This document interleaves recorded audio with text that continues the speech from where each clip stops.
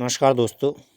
आज मैं आपको विशाला यक्षिणी जो होती है या फिर यूँ मान लो कि यक्षिणियों की श्रृंखला में यक्षिणियाँ बहुत होती हैं। कुछ ज़्यादा मंत्र जप करने पे प्रसन्न होती हैं, कुछ थोड़े बहुत मंत्रों पे ही जप करके प्रसन्न हो जाती हैं। ऐसी अनेकों यक्षिणियाँ हैं। मुख्य रूप से जो 8 यक्षिणियाँ होती हैं या फिर और भी यक्षिणियों के नाम आते हैं, तो वो थोड़ा सा इतनी जल्दी प्रभावित नहीं होती हैं साधक से, और उनसे जो छोटी ऐसी बहुत सी श्रेणी होती है इंसान में ही, जैसे हम भौतिक जगत में ही देखते हैं कि कुछ बड़े पदवी पे होते हैं इंसान और कुछ छोटे पद पे होते हैं, तो वही वाला एक उस जगत का भी हिसाब है। और मैं ये कहूँगा कि कुछ ऐसी यक्षिणियाँ होती हैं और मैं मानता भी हूँ और जानता भी हूँ, क्योंकि कई साधकों के में ऐसी घटनाएँ घटी हैं। और कुछ लोग कभी कभी मंत्र को चेक करने के लिए कि मंत्र काम करते हैं कि नहीं करते हैं, तो कुछ ऐसे लोगों के अनुभव आते हैं और बताते भी हैं।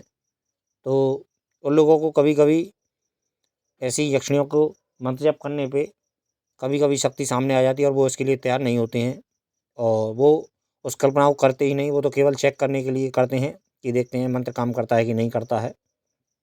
तो कभी कभी वो मुश्किल में पड़ जाते हैं, और उन पे जब शक्ति से प्रत्यक्ष हो जाती है कि क्यों याद किया है भाई तुमने मुझे, तो वो लोग शक पका जाते हैं और हड़बड़ा जाते हैं, और वो यह नहीं समझ पाते हैं कि हमें यक्षिणी से क्या बात करनी है, क्योंकि वो इस उद्देश्य को लेकर चलते ही नहीं कि हम साधना कर रहे हैं।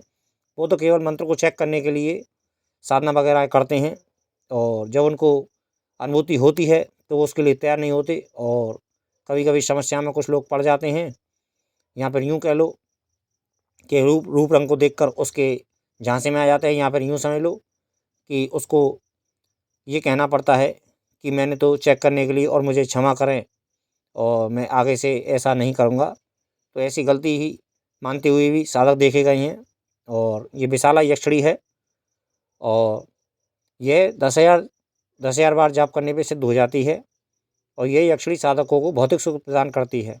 और यह कहूँगा मैं, क्योंकि बहुत से लोगों की यूट्यूब पे मैं देखता हूँ कि एक दिन की साधना और ये दिन की इतने दिन की 3 दिन की साधना। तो मित्रों, इसमें जो कम से कम जो किसी भी शक्ति को हम सिद्ध करने के लिए, देखो कम से कम 10,000 मंत्रों की संख्या एक मिनिमम संख्या होती है, और 10,000 मंत्र अपने आप में एक अच्छी संख्या होती है और अच्छा जप होता है। 10,000 पे हम किसी भी देवी देवता को सिद्ध तो कर लेते हैं। ये बात अलग है कि कुछ देवता प्रत्यक्ष हो सकते हैं और कुछ देवता प्रत्यक्ष नहीं होते हैं। ज़्यादातर देवता जो बड़े देवता प्रत्यक्ष नहीं होते हैं, और छोटे मोटे जो देवी देवता होते हैं वो प्रत्यक्ष हो जाते हैं 10,000 मंत्रों में। क्योंकि बहुत से मंत्र ऐसे अनेक मंत्र देखे हैं मैंने, और मैंने महसूस भी किया है, जो कम सब जप संख्या पे सिद्ध हो जाते हैं और अपना काम करते हैं।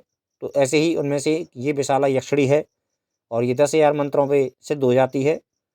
और जैसा साधक उचित समझे, जितना भी एक दिन में यदि करने में समर्थ हो, तो कोई विशेष दिन चुने, और पूर्णिमा हो या फिर होली हो, दीपावली हो, नवरात्रि हो, तो उसमें जाप करे और उसका देखे। लेकिन एक बात सदैव याद रखना मित्रों, मैं पहले भी कह चुका हूँ और अब भी कहूँगा, कि अपना भाव पवित्र रखें। देवी को देवी की नज़र से ही देखें, और स्त्री को एक इज्जत की नज़र से देखें, और उससे हमें क्या अपने जीवन में सहयोग लेना है और क्या सहायता चाहिए हमें अपनी समस्याओं के विषय में ध्यान देना चाहिए, ना कि रूप रंग के विषय में। क्योंकि रूप रंग इन योनियों का बहुत सुंदर होता है, आकर्षण होता है, और जगत में ऐसा स्वरूप पाया नहीं जाता, जगत में ऐसी सुंदरता पाई नहीं जाती है। तो ये उससे कुछ हटके होती हैं और अनेक काफ़ी सुंदर होती हैं। तो कभी भी इनके रूप रंग पे नहीं जाना चाहिए। मूलतः अपनी समस्याओं पे और अपनी क्या ज़रूरतें हैं उन पर उन देवी से सहायता मांगनी चाहिए, और उनसे सहयोग की अपील करनी चाहिए, और उनसे प्रार्थना करनी चाहिए। तो जिससे कि साधक की गति हो, और समाज में कोई भी यदि व्यक्ति मंत्र जप करता है तो उसको अपने जीवन में उन्नति हासिल हो। उनसे मार्गदर्शन लें, उनसे अपने जीवन में तुम कैसे उन्नति करोगे, ऐसा कुछ उनसे विचार विमर्श करने चाहिए। लेकिन लोग गलत देखते हैं, गलत सोचते हैं, तो मैं उन लोगों से कहूँगा कि ऐसी गलतियाँ ना करें। और मैं मंत्र मंत्र छोटा है, कोई बड़ा नहीं है, ओम विशाल नेत्र नेत्रे स्वाहा, ये मंत्र है। ओम विशाल नेत्रे स्वाहा, ये मंत्र है।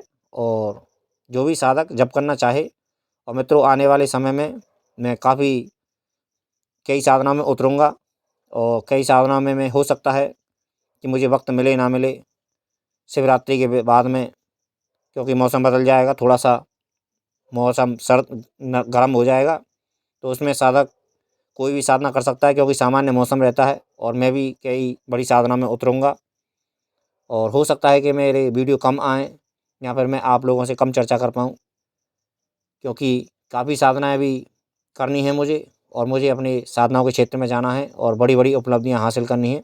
तो उसके विषय में मैं यही कहूँगा कि अपना इस मंत्र को जो भी साधक एक इज्जत की नज़र से अपने गुरु मंत्र का ध्यान करके, और श्री गणेश का ध्यान करके, और देवी को सम्मान देके उनका जप करे, और सही नियत वाला व्यक्ति होगा या फिर अच्छा साधक होगा, जो जिसका मन पवित्र होगा, वो अवश्य सफलता पाएगा।